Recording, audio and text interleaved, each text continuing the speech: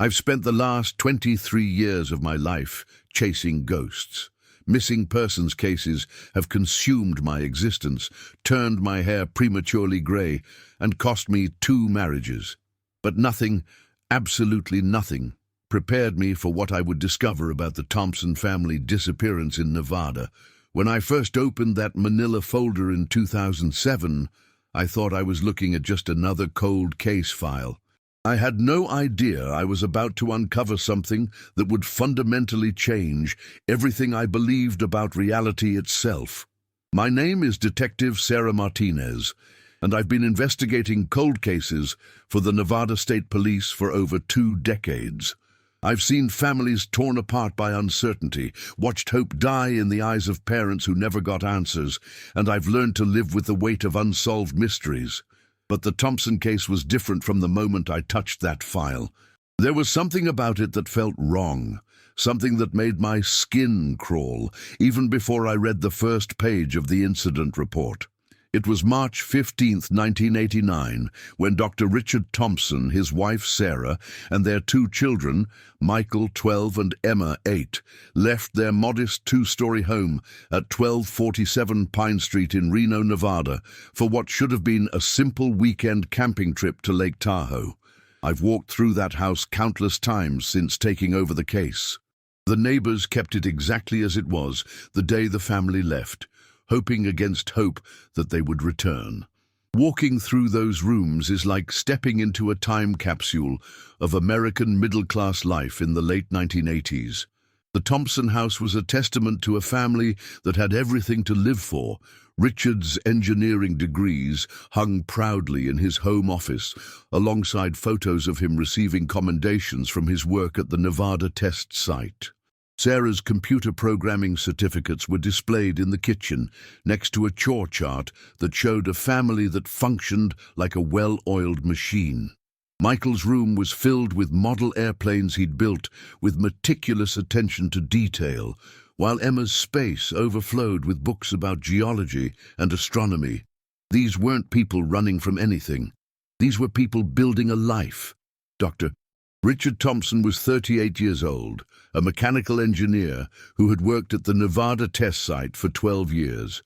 His colleagues described him as brilliant but cautious, the kind of man who checked calculations 3 times before submitting reports.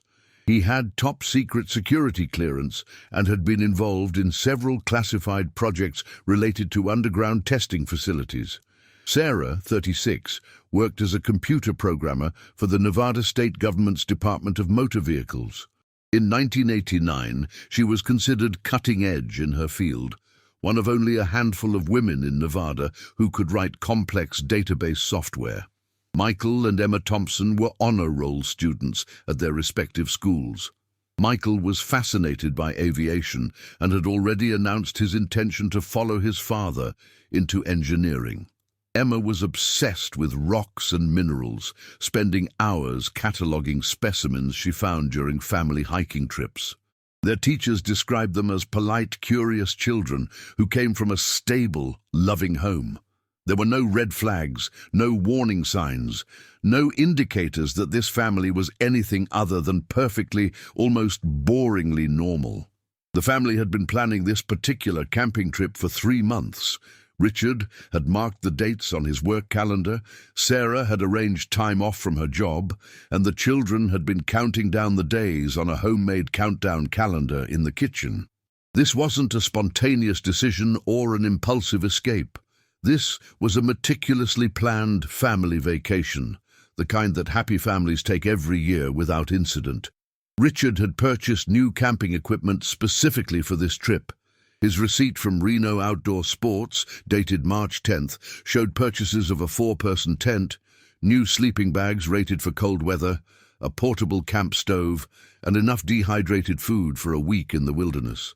The salesperson remembered Richard because he had asked detailed questions about every piece of equipment, testing zippers, checking weight ratings, and discussing backup plans for various weather scenarios.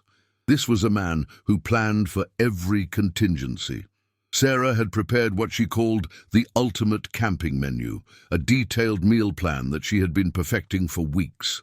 Her notes, which I found in the kitchen, showed breakfast, lunch and dinner options for 4 days, along with snack alternatives and even recipes adapted for camp cooking.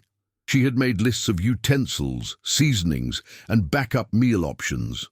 Her sister later told me that Sarah had spent hours at the grocery store, carefully selecting non-perishable items and reading nutrition labels to ensure the children would eat well during their outdoor adventure. The children had been involved in every aspect of the planning. Michael had researched hiking trails around Lake Tahoe and had created a hand-drawn map showing 3 different routes the family could take, complete with estimated hiking times and difficulty ratings. Emma had checked out 6 books from the Reno Public Library about Sierra Nevada geology, planning to identify rock formations and collect mineral samples during their trip. Their enthusiasm was documented in school essays they had written about their upcoming adventure. On Friday morning, March 15th, the family began loading their blue 1987 Chevrolet Suburban. Neighbors later told me they could see the family working together, Richard checking tire pressure and oil levels while Sarah organized supplies in the back of the vehicle. Michael and Emma carried their personal backpacks, each carefully packed with clothes, books, and small treasures they wanted to bring on the adventure. The neighbor across the street, Mrs. Eleanor Hutchins, remembered waving goodbye to them around 1:30 p.m. She said they looked excited and happy, like any family beginning a vacation. Richard had filed a detailed itinerary with his supervisor at the Nevada test site. The document, which I've read dozens of times, specified their planned route, their destination campground, and their expected return time on Sunday evening. This wasn't unusual for Richard. His colleagues told me he was obsessive about safety protocols and always informed multiple people of his travel plans. The itinerary showed they planned to take Highway 50 east toward Carson City, then north on Highway 395 to reach Lake Tahoe by early evening. Sarah had left emergency contact information with 3 different neighbors, along with the phone number of the Lake Tahoe campground where they had reservations. She had also left a detailed list of the children's medication schedules, emergency contact numbers for their pediatrician, and instructions for caring for their cat, Whiskers. Mrs. Hutchins later told me that Sarah had seemed slightly anxious about leaving, not because of any premonition, but because it was her nature to worry about details. She was the kind of mother who prepared for every possible scenario. The family had reserved spots at Pine Ridge Campground, a well-established facility about 15 miles south of Lake Tahoe. The campground manager, a man named Bob Martinez, confirmed that the Thompson family had made their reservation 6 weeks in advance, paying a deposit and requesting specific amenities, including access to restrooms and a picnic table. Bob remembered the call because Richard had asked detailed questions about the campground's layout, available hiking trails, and emergency procedures. Even on vacation, Richard Thompson planned like an engineer. At 2:47 p.m., security cameras at Carson Quick Stop captured the last confirmed sighting of the Thompson family. The timestamp showed them pulling up to pump number 3 in their distinctive blue Suburban. Sarah and the children went inside, while Richard filled the tank and checked the vehicle's tires. The store clerk, a 19-year-old named Danny Morrison, remembered the family clearly because Emma had excitedly shown him a geology book she'd brought for the trip. She had pointed to pictures of quartz formations and asked if he knew where she might find similar rocks near Lake Tahoe. Danny later told investigators that the family seemed happy and relaxed. Richard had purchased a road map, even though he knew the route well and had asked about current road conditions. Sarah had bought snacks for the children and had mentioned to Danny that this was their first camping trip as a family. Michael had browsed the magazine rack while Emma continued chattering about rocks and minerals. The security footage showed them leaving the gas station at 2:52 p.m., turning east on Highway 50 toward their destiny. What happened in the next 47 minutes remains one of the most baffling mysteries in Nevada history. The distance between Carson Quickstop and the next logical stopping point, a truck stop in Fallon, was approximately 35 miles of straight highway through open desert. In normal traffic conditions, this drive should have taken no more than 30 minutes, but the Thompson family never reached Fallon, and they never arrived at their campground reservation. Somewhere in that stretch of Nevada desert, 4 people and a fully loaded Suburban simply ceased to exist. The first indication that something was wrong came Monday morning, when Richard failed to show up for work. In 12 years of employment at the Nevada test site, Richard Thompson had never missed a day without calling in advance. His supervisor, Dr. William Harrison, later told me that Richard was the most reliable employee he'd ever managed. When Richard didn't answer his home phone or respond to messages left on his answering machine, Dr. Harrison contacted building security to request a welfare check. Sarah's absence from work was equally alarming. She was scheduled to attend a crucial project meeting on Monday morning, a presentation she had been preparing for weeks. Her supervisor, Janet Reynolds, described Sarah as someone who would call in even if she had the flu. When Sarah failed to show up and didn't answer her phone, Janet knew something was seriously wrong. The Nevada state government's Employee Assistance Program was contacted by noon on Monday, and by Tuesday afternoon, when the children hadn't returned to school, multiple agencies were involved. Sarah's sister, Linda Patterson, was the first family member to contact law enforcement. Linda lived in Sacramento, but spoke to Sarah every Sunday evening without fail. When Sunday's call didn't come and she couldn't reach the family by phone, Linda drove to Reno on Monday night. Finding the house dark and the mail piling up, she contacted the Washoe County Sheriff's Department. By Tuesday morning, a missing persons report had been filed, and the investigation that would consume the next 18 years had officially begun. The initial search effort was massive and immediate. The Nevada State Police coordinated with the Washoe County Sheriff's Department, the California Highway Patrol, and the El Dorado County Sheriff's Office. Search and rescue teams from 3 states joined the effort, along with volunteer groups that specialized in wilderness searches.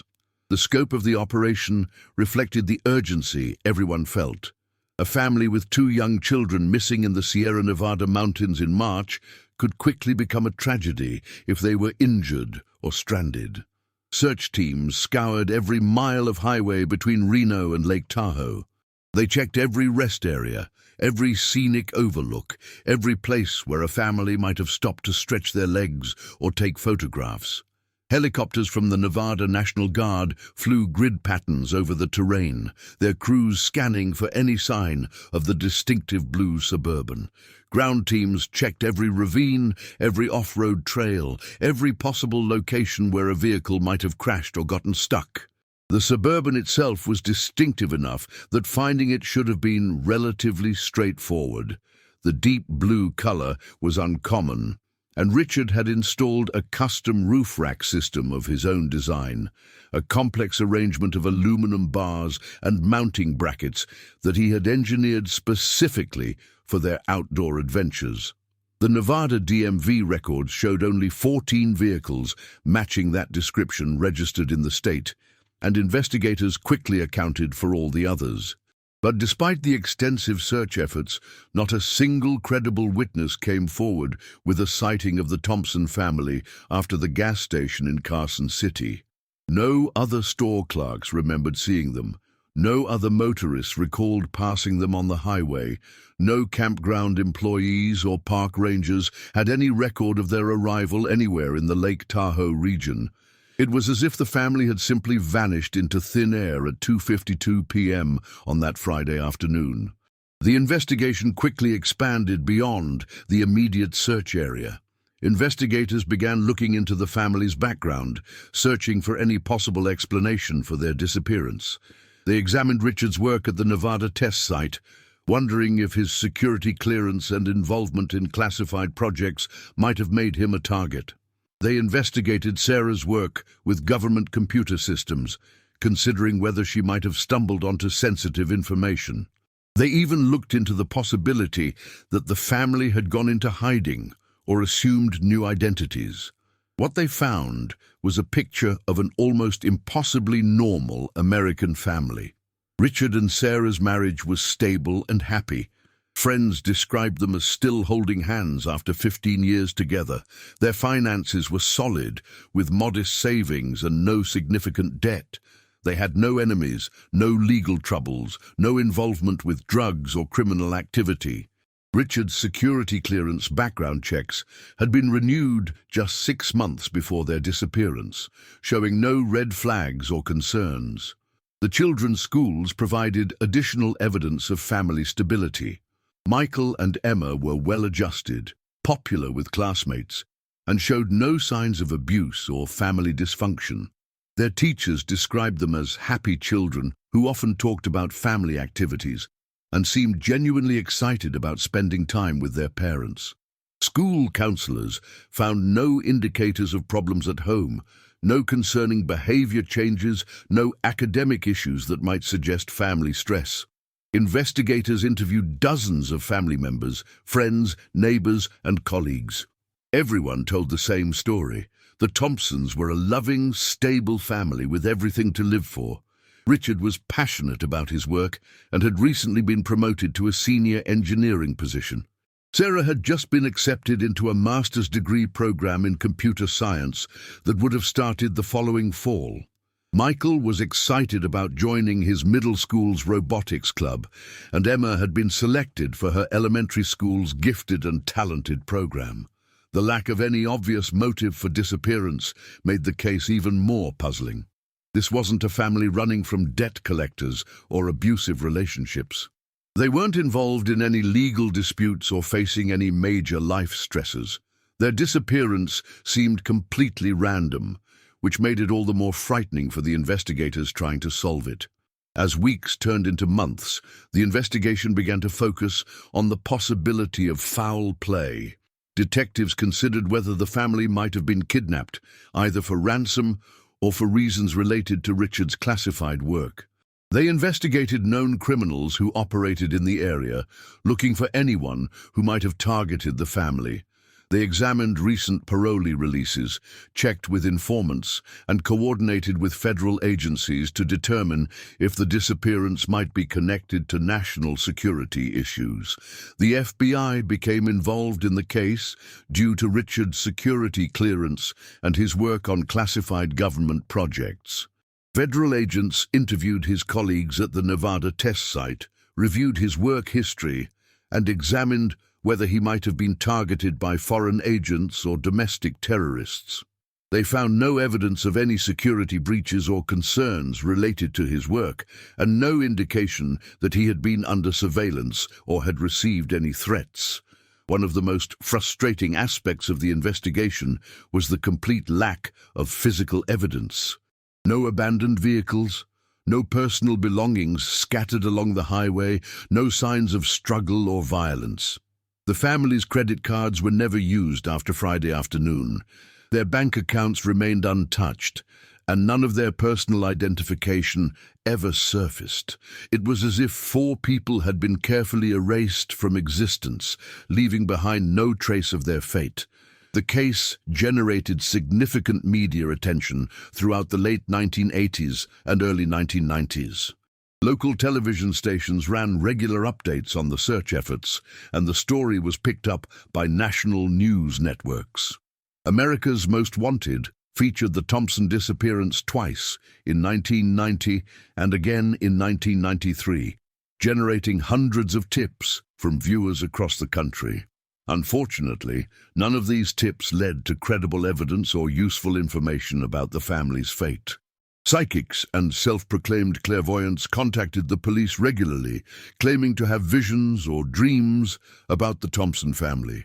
Some described seeing them in Mexico, others in Canada. Still others claimed they had been taken underground or transported to other dimensions. While investigators dutifully followed up on any tip that contained specific, verifiable information, none of these supernatural leads ever produced evidence that could be substantiated. The psychological toll on the extended family was devastating. Richard's parents, both in their 70s, aged visibly as months passed without answers. His father, a retired construction worker, spent his savings hiring private investigators and following up on leads that police couldn't pursue.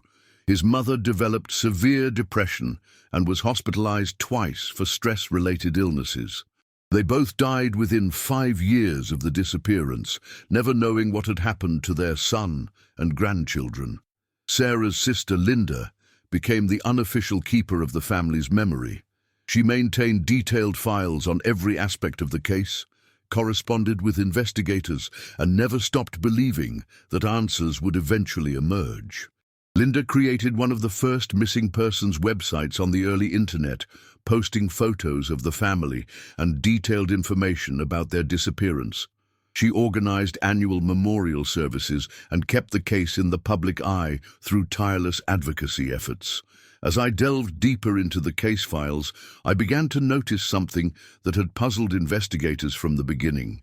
There was a 47-minute gap between when the family left the gas station in Carson City and when they should have reached their next logical stop. This gap occurred along a stretch of Highway 50 that locals called the loneliest road in America.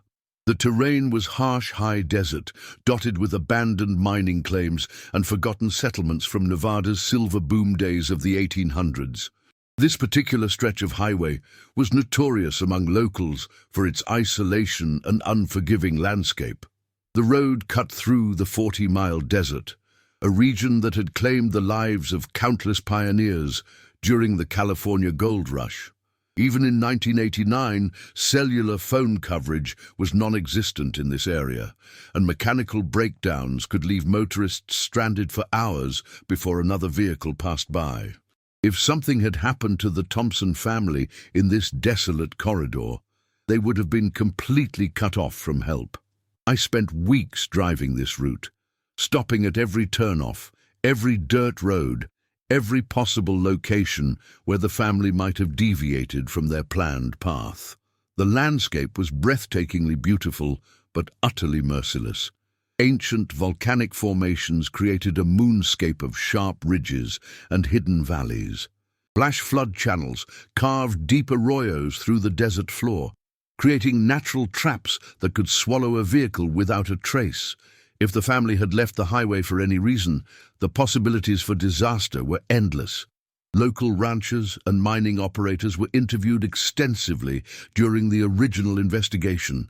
These were people who knew every square mile of the surrounding desert, who could navigate by landmarks invisible to outsiders. None of them had seen any sign of the Thompson family or their vehicle. Given the sparse population and the intimate knowledge these locals had of their territory, their inability to provide any information was particularly significant. The case files revealed another disturbing pattern that became more apparent as time passed. The Thompson family was not the first to disappear along this stretch of Highway 50. Over the previous 20 years, at least 6 other unexplained disappearances had occurred in the same general area. Most involved single travelers or couples rather than families, and most had received less media attention than the Thompson case. But the pattern was there, documented in police reports that suggested something about this region was particularly dangerous. One case that particularly caught my attention involved a geologist named Dr. Marcus Webb, who had disappeared in 1984 while conducting field research in the area. Webb was an experienced outdoorsman who knew the desert well, yet he had vanished without a trace while collecting rock samples for the University of Nevada. His abandoned vehicle was found 3 days later at a remote location about 20 miles south of Highway 50. But despite extensive searches, Webb's body was never recovered. Another case involved a young couple, Jenny and Mark Roberts, who had disappeared in 1987 while driving from Reno to Colorado. Their car was found a week later in a ravine about 15 miles from the highway, but their bodies were never found despite searches by professional rescue teams. The circumstances of their disappearance shared eerie similarities with the Thompson case. responsible people with no reason to deviate from their planned route, vanishing without explanation in the same general area. These earlier cases had been investigated as separate incidents, with different agencies handling different jurisdictions and no one connecting the broader pattern. It wasn't until I began cross-referencing missing persons reports from multiple counties that the geographic clustering became apparent. Something about this region was claiming people, and whatever it was, had been active for decades. The years passed with heartbreaking predictability. Annual searches were organized by volunteer groups, but as time went on, these efforts became more symbolic than practical. The case gradually shifted from active investigation to cold case status, though it was never officially closed. New leads became increasingly rare and far-fetched, and public interest waned as other tragedies captured media attention. Linda Patterson never gave up hope. She updated the family's website regularly, adding new photos and information as it became available. She attended conferences on missing persons cases, networked with other families facing similar tragedies, and lobbied for improved investigative resources for cold cases. Her dedication was admirable, but also heartbreaking to witness. She had effectively put her own life on hold, unable to move forward without answers about her sister's fate. By the early 2000s, the Thompson case had joined the ranks of America's most baffling disappearances. It was filed alongside other famous unsolved mysteries, like the disappearance of Judge Crater and the fate of Amelia Earhart. True crime enthusiasts discussed the case on early internet forums, proposing theories that ranged from the plausible to the absurd. Some suggested government cover-ups related to Richard's classified work, others proposed alien abduction scenarios, and still others believed the family had been murdered by a serial killer who had never been caught. The Nevada State Police maintained the case file, but realistically, there were no active leads to pursue. Every possible angle had been investigated multiple times. Every witness had been interviewed repeatedly. Every piece of evidence had been examined and re-examined using increasingly sophisticated forensic techniques.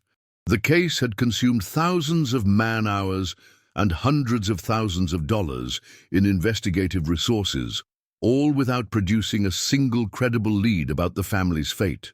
Then, in March 2007, exactly 18 years after the disappearance, something unprecedented happened that would finally crack the case wide open.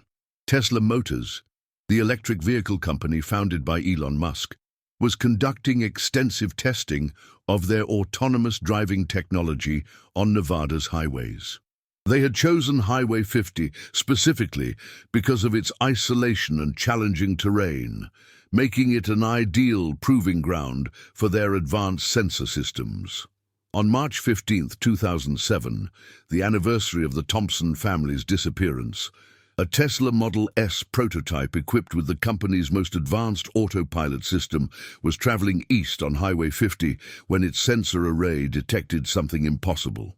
The vehicle's artificial intelligence system registered movement patterns consistent with human life signs coming from an area approximately 200 yards south of the highway, in terrain that appeared on all maps as completely barren desert.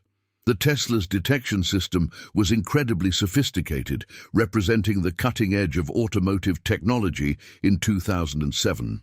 The vehicle used a combination of high-resolution cameras, radar units, and LiDAR sensors to create a three-dimensional map of its surroundings in real time.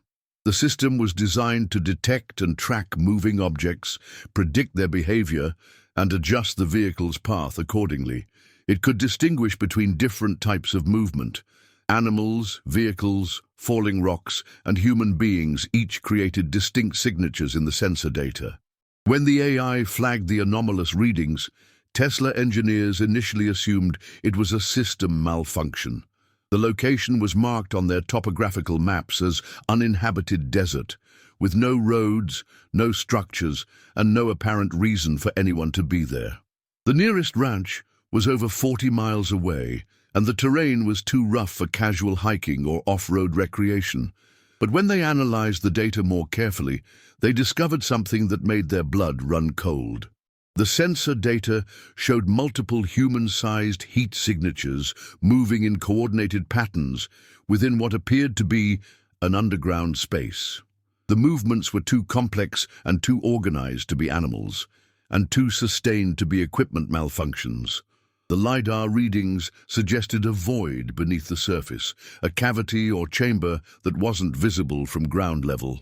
Most disturbing of all, the movement patterns suggested people who were alive and mobile, but constrained to a relatively small area. Dr. Jennifer Chen, Tesla's lead engineer for the Autopilot project, later told me that the data was unlike anything they had ever recorded. The system was designed to detect obstacles and hazards on the road surface, she explained. But these readings were coming from below ground level, from a space that shouldn't have existed according to our maps. The pattern recognition software identified the signatures as human movement, but that seemed impossible given the location. Tesla engineers immediately contacted Nevada authorities, sharing the sensor data and GPS coordinates of the anomalous readings. The information was initially dismissed by local law enforcement, who assumed it was a technical glitch or misinterpretation of the data. But Dr. Chen was persistent, eventually reaching someone at the Nevada State Police who understood the implications of what the Tesla had detected. That someone was me. I had been assigned to the cold case unit for 3 years by that point, and the Thompson family disappearance was one of my primary cases. When I saw the GPS coordinates provided by Tesla, I immediately recognized that they fell within the search area that had been extensively covered during the original investigation. The location was less than half a mile from Highway 50, in an area that search teams had traversed multiple times without finding any sign of the missing family. I drove out to the coordinates the next morning, accompanied by a Tesla engineer and 2 other investigators. What we found appeared to be nothing more than typical Nevada desert: scrub brush, volcanic rock formations, and sandy soil baked hard by decades of sun and wind. There was no visible indication of any underground structures or recent human activity, but Tesla's sensors didn't lie, and the data was too specific and too consistent to be dismissed. We brought in ground-penetrating radar equipment, borrowed from the Nevada Department of Transportation. The initial scans confirmed what the Tesla had detected. There was indeed a void beneath the surface, a chamber or tunnel system that extended for several hundred feet in multiple directions. The cavity appeared to be about 8 feet below ground level, large enough to contain vehicles and people, and completely invisible from the surface. The discovery raised immediate questions about how such a structure could exist without appearing on any official maps or surveys. The area had been thoroughly investigated during the original search for the Thompson family, yet ground teams had walked directly over this underground space without detecting it. Either the cavity had been expertly concealed, or it had been created after the original searches were completed. Archaeological experts from the University of Nevada were consulted to determine if the underground space might be a natural formation or an undocumented historical site. Nevada's mining history was riddled with forgotten tunnels and abandoned excavations, many of which had been lost to time and bureaucratic oversight. But the experts who examined the ground-penetrating radar data concluded that the cavity showed signs of recent human modification and ongoing use. The decision was made to excavate. This required coordination between multiple agencies, including the Nevada State Police, the FBI, the Bureau of Land Management, and local emergency services. Given the age of the Thompson case and the possibility that we might be uncovering a crime scene, every precaution was taken to preserve potential evidence. The excavation began on March 30th, 2007, 15 days after the Tesla detection, and exactly 2 weeks after the 18th anniversary of the Thompson family's disappearance. What we uncovered defied every expectation and challenged everything I thought I knew about missing persons cases. The underground space was not a natural cave or an abandoned mine shaft. It was a carefully constructed facility, built with concrete walls and metal support beams, equipped with electrical systems and ventilation shafts. This was not some crude, improvised prison or hastily built hideout. This was a sophisticated underground installation that had been engineered and constructed by people with significant resources and technical expertise. The facility consisted of multiple chambers connected by narrow corridors. The main space was approximately 40 feet long and 20 feet wide, with a ceiling height of about 8 feet. Smaller rooms branched off from the central area, each apparently designed for specific purposes. One room contained what appeared to be sleeping quarters, with metal bunks and basic furniture. Another held equipment and supplies. A third chamber was fitted with sophisticated electronic devices that none of us could immediately identify.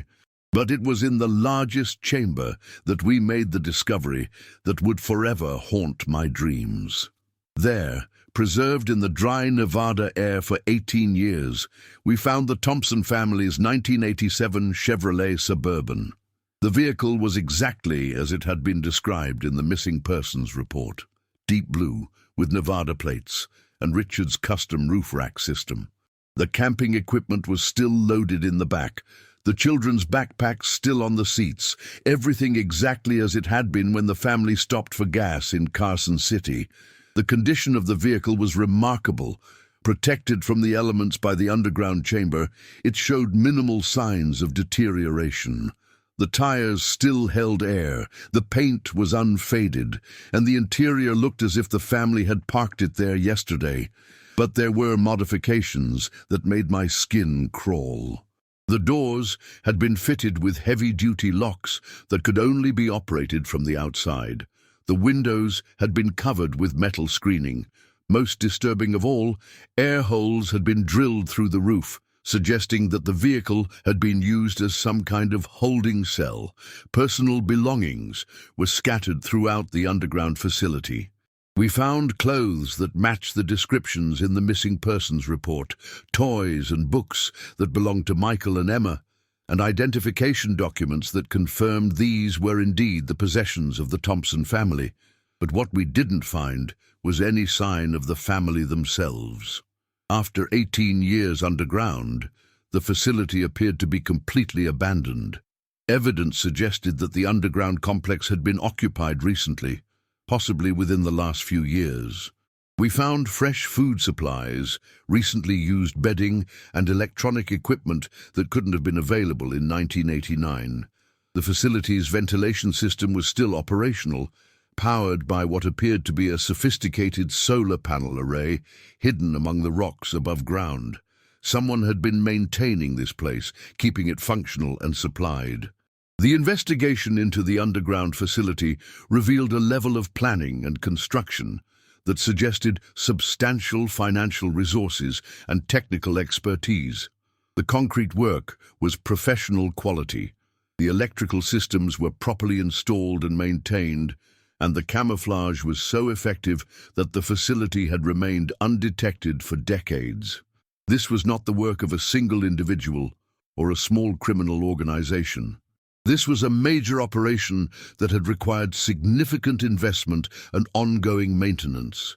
FBI forensic teams spent weeks processing the scene, collecting evidence and trying to piece together what had happened to the Thompson family. DNA analysis confirmed that all 4 family members had been present in the facility at some point.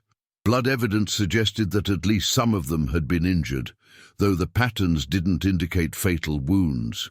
Air and fiber samples provided additional confirmation of their presence, but also raised new questions about the timeline of their captivity. The electronic equipment found in the facility was particularly puzzling. Much of it was military-grade communications gear, some of which was classified and shouldn't have been available to civilian operators. Other devices appeared to be monitoring equipment, designed to track vehicle movements and communications in the surrounding area.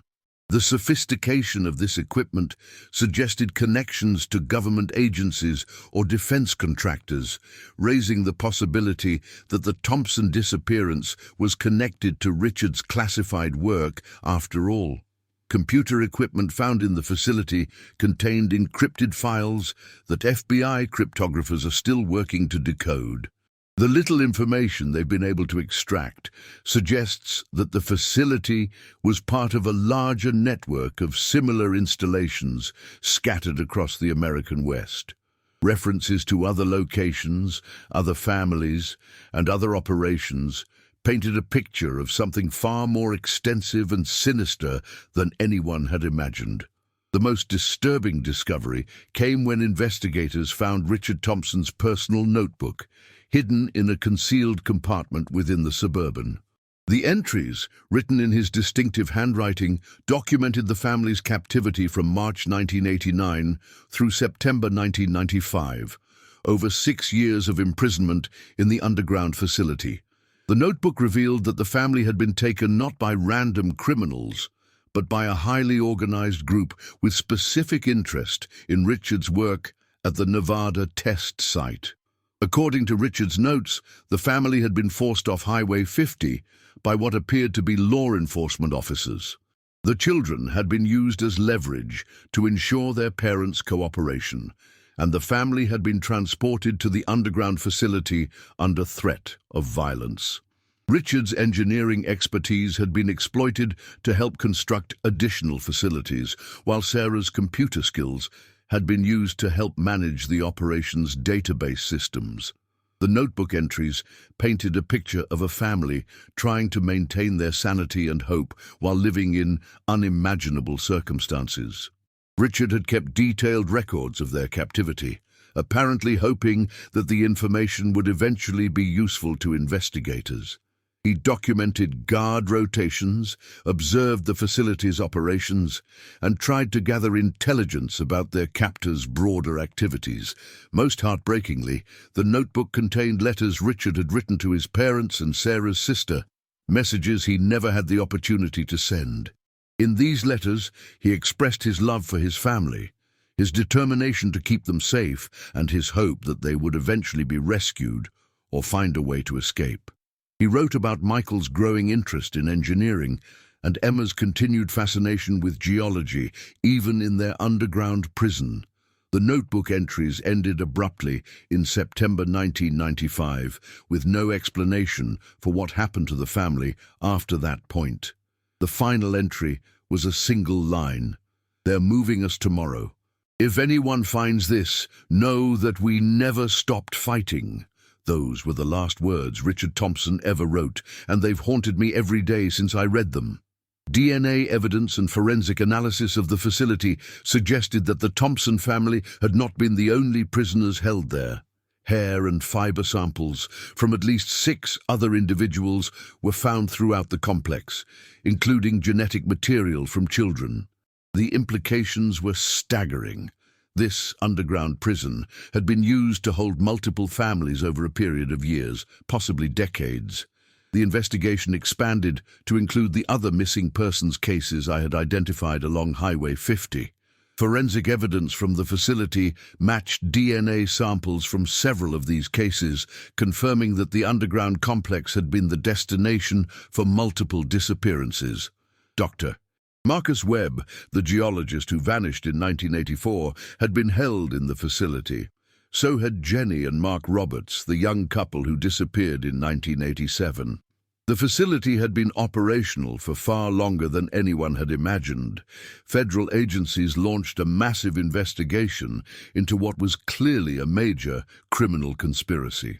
The sophistication of the operation, the military-grade equipment, and the apparent connections to classified government projects suggested involvement by rogue elements within the defense or intelligence communities.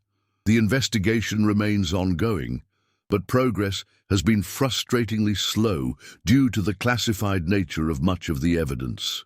What became clear was that the Thompson family and the other victims had been targeted not randomly, but because of their specific skills and security clearances.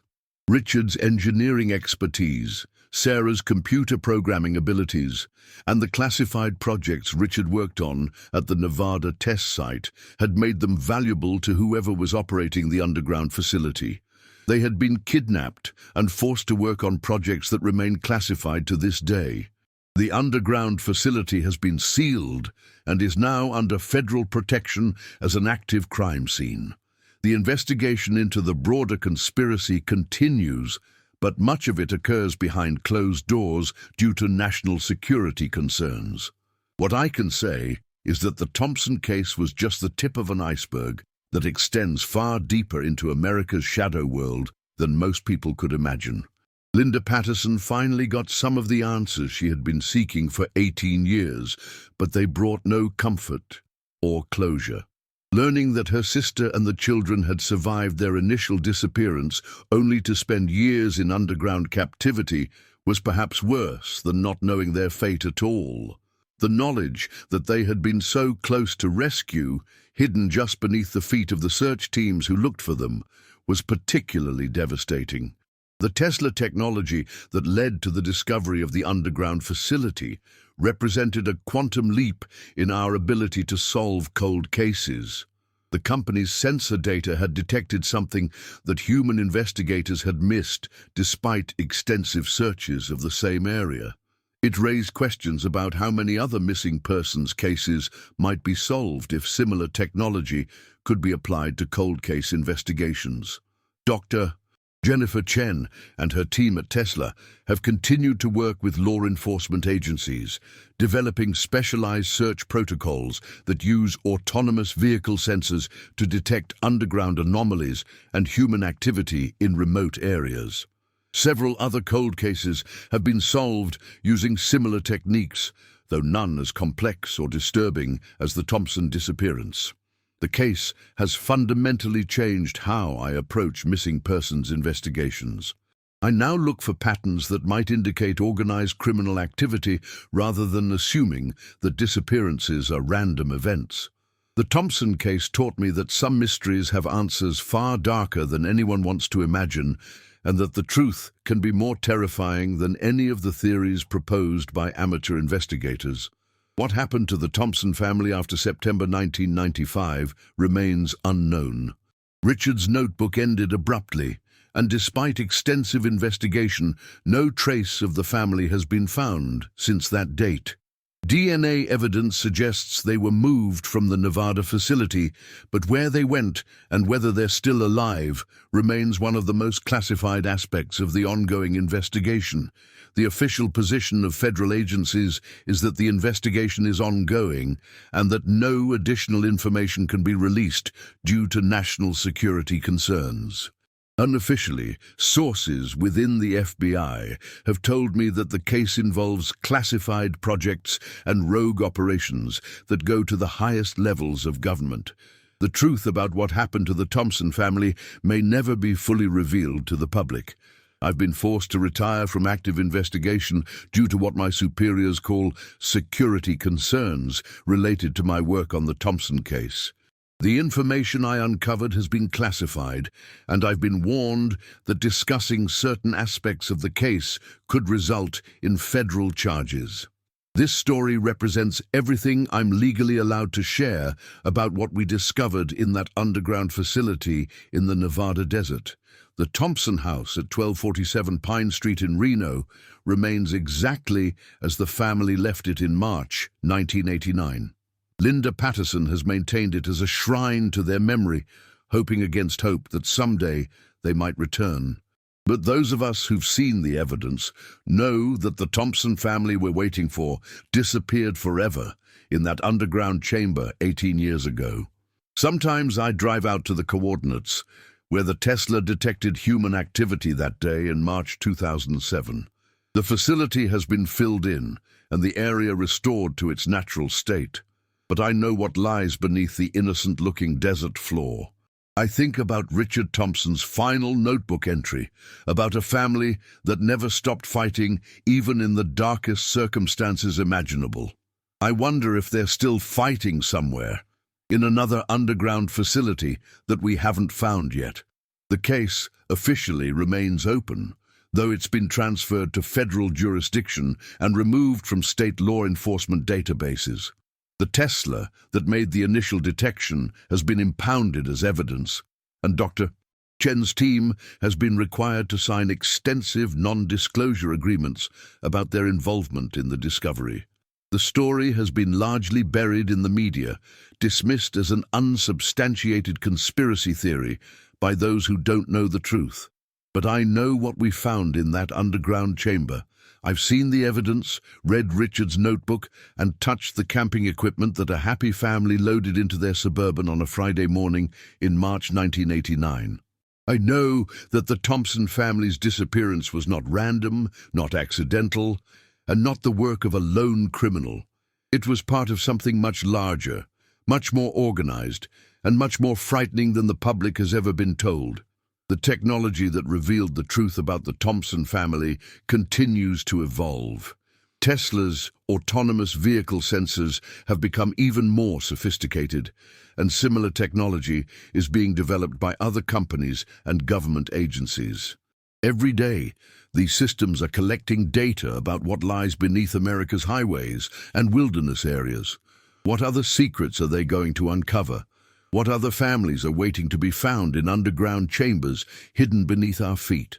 I can't help but wonder if the Thompson case was unique or if it represents just one example of a phenomenon that's far more widespread than anyone wants to admit. How many other families have disappeared into this shadow world of underground facilities and classified operations? How many other parents have kept notebooks documenting their captivity, hoping that someday someone would find them and learn the truth? The most haunting aspect of the Thompson case is not what we discovered, but what we didn't discover. Richard's notebook ended in September 1995, but the facility showed evidence of recent use. Someone had been maintaining it, supplying it, and possibly using it for its original purpose right up until the day we found it. The Tesla detected human movement patterns in March 2007, but by the time we excavated the site, whatever or whoever had been down there was gone. The investigation revealed that the facility was just one node in a network that extends across multiple states. References found in the computer equipment suggested similar installations in Colorado, Utah, Arizona, and New Mexico. Federal agencies have classified information about these other sites, but I believe the search for answers about the Thompson family has only just begun. What do you think really happened to the Thompson family after September 1995? Do you believe they could still be alive somewhere in this underground network of classified facilities? Was their disappearance connected to Richard's work at the Nevada test site, or something even more sinister? The truth about this case goes deeper than anything I've been allowed to share, but even the classified information I've seen raises more questions than it answers. The technology that found the Thompson family's vehicle continues to advance, and I believe it's only a matter of time before more secrets are revealed. Autonomous vehicles equipped with ground-penetrating sensors are driving America's highways every day now, collecting data about what lies beneath the surface. What they're finding is classified, but I suspect it would shock the American public if they knew the truth about what's hidden under our feet. Leave your theories in the comments below. Do you think the Thompson family is still alive? Do you believe this case is connected to government conspiracy theories? Or do you think there's a more conventional explanation for what happened? The evidence I've presented represents only a fraction of what we discovered, and the full truth may never be revealed to the public.